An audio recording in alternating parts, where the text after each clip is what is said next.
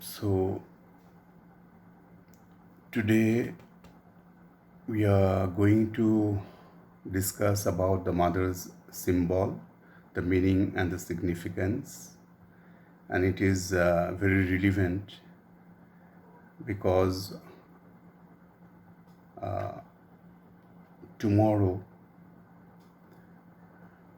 it is the day when mother finally arrived in Pondicherry, because as you know she came to Pondicherry for the first time in 1914, then went back after a year, that is in 15, then finally from Japan she returned to Pondicherry for good.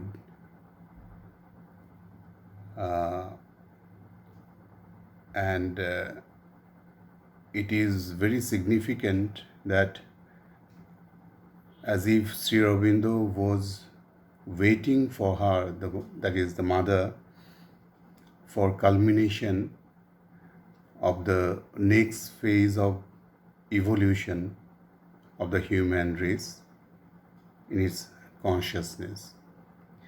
So it is very significant, and that is why we have taken up mother's symbol and how she has embodied herself with her powers, 12 powers,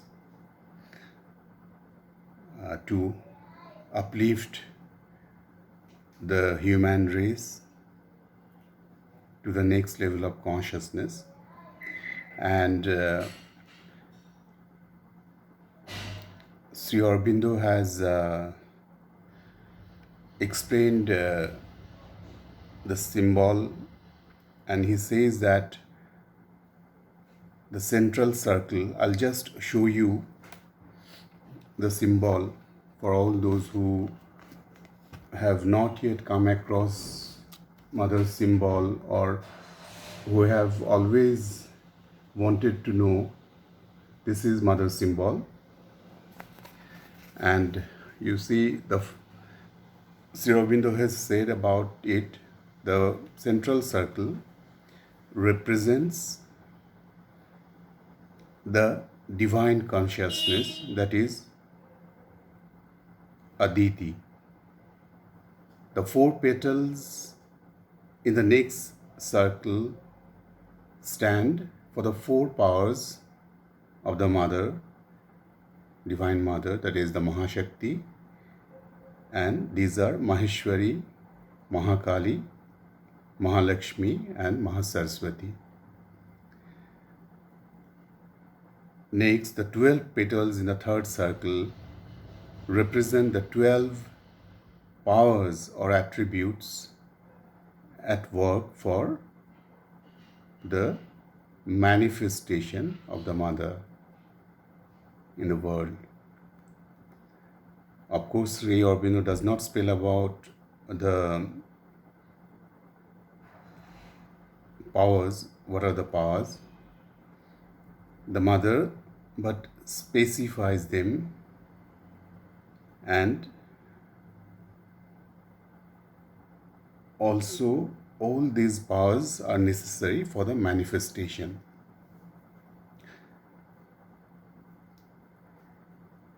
And these powers are establishing themselves more and more here as the creation takes shape progressively. And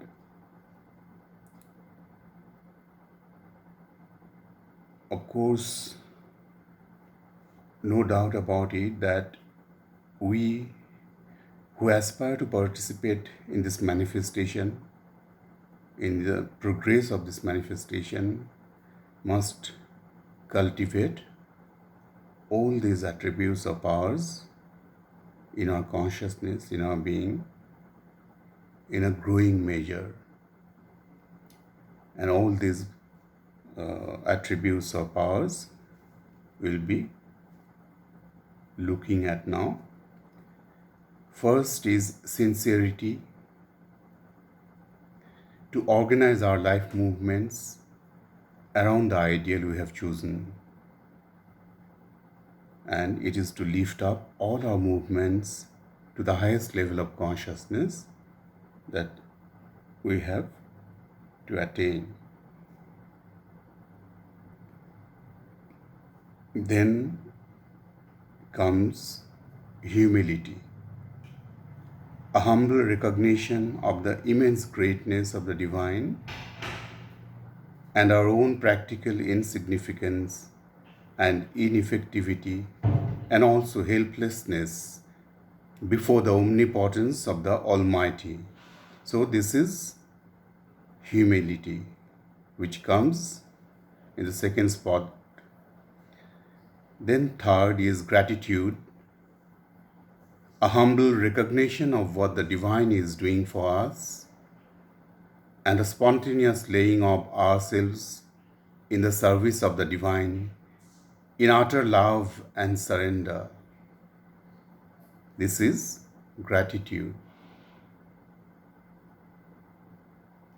Then four is perseverance,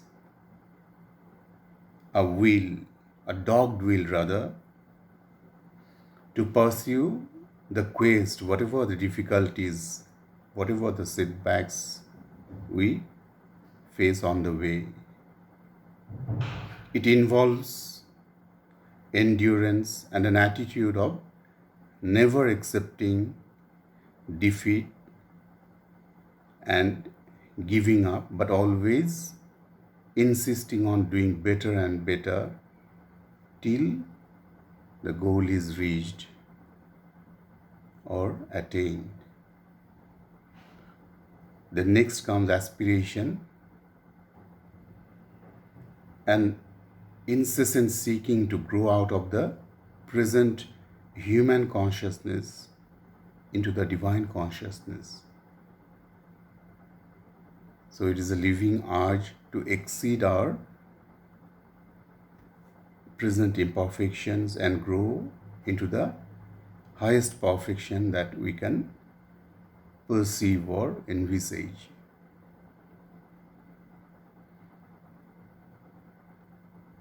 Then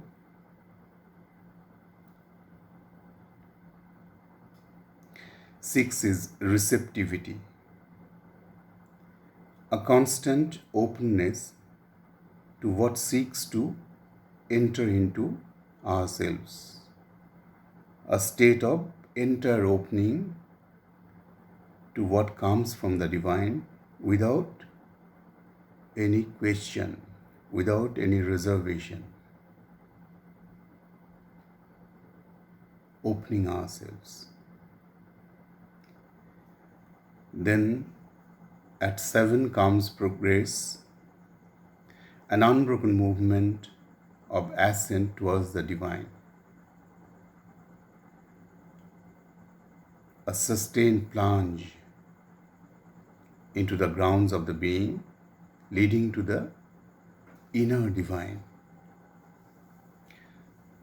a constant growth in the successive grades of the evolving consciousness. That is progress. Then comes 8, that is courage, a trust in nature that defies all danger and threat of circumstances and goes forward with conviction of truth.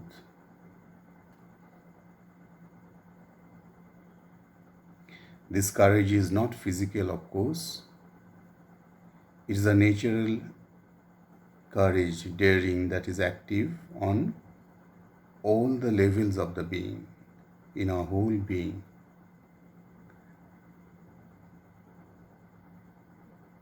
It may be vital courage, moral courage, mental courage, and also a spiritual courage.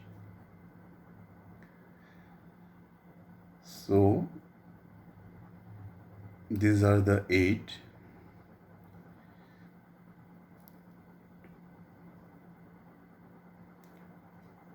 And these, according to the mother, constitute the attitude towards the divine. And they are the features that distinguish an ideal sadhaka vis-a-vis the divine. If we have them in a true sense, then we are opening ourselves to the divine more and more. Then comes the last 4, that is 9 is goodness, a spontaneous turn of the being and nature towards the highest good and all that promotes it. Goodness.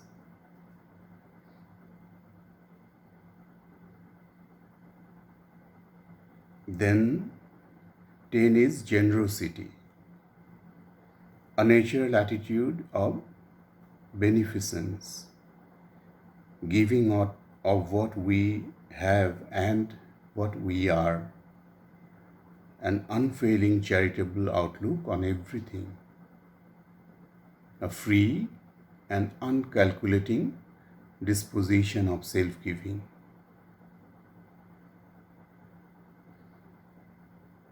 Then the next, that is 11, and it is equanimity, an established poise in the being which accepts all that comes, all that happens with an attitude of perfect equality. There is no undue elation when things are favorable, or no depression when they are unfavorable. That means one has to have a calm which is never disturbed in any situation. And then finally the last one, that is 12, and it is peace, a state of established inner immovability, a state of consciousness which is not disturbable, firm like a rock, exuding a liberated joy.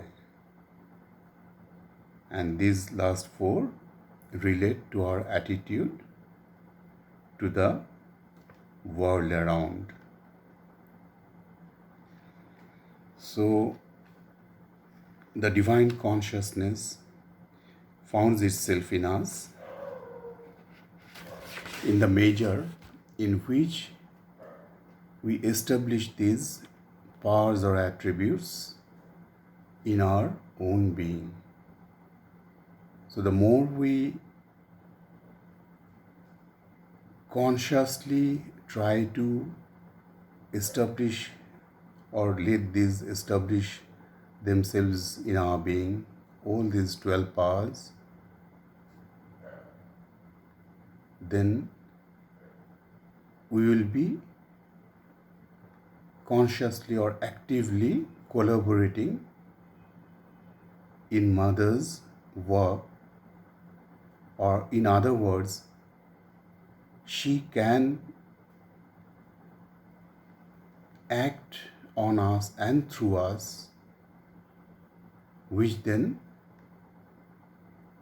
gradually becomes more and more her instrument in the manifestation. So now you can understand how important it is not only to know these powers, but also try to acquire, to develop, to let these paths take hold of us in all our being. And that we can do surely with absolute confidence in the Mother's force and her work, and absolute trust that she is doing everything. Only we'll have to consciously let her do in us, in our being,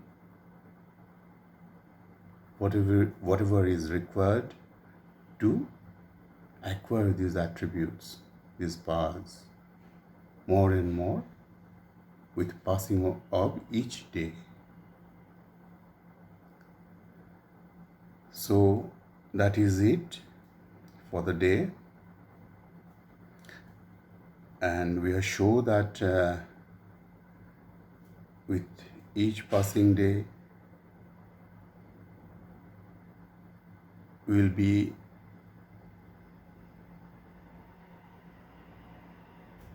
inching towards her more and more, in spite of all our difficulties, in spite of all our weaknesses, which we can bear at her feet. And that is inevitable because that is also her will. And it is a matter of time only when we cannot but adhere to her rules, not the mental rules, but the rules of love through which she governs the manifestation, that we will have no other way left out but to submit to her lotus feet willfully, consciously and joyously. And that is a certainty which is so wonderful. So that's it for the day. Jai Ma.